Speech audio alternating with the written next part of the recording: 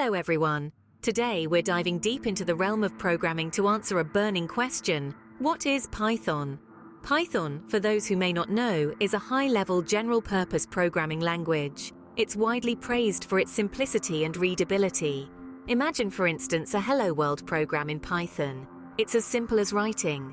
Python isn't just about simplicity though. It's a versatile tool with a variety of key features. Firstly, it's incredibly easy to learn and read.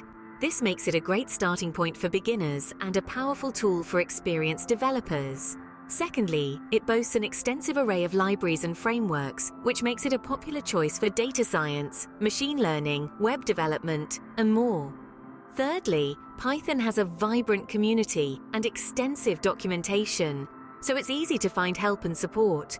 Lastly, Python is an interpreted language, which allows for quick development and testing. So where is Python used in the real world? Well, it's a popular choice for web development. Frameworks like Django and Flask make building web applications a breeze.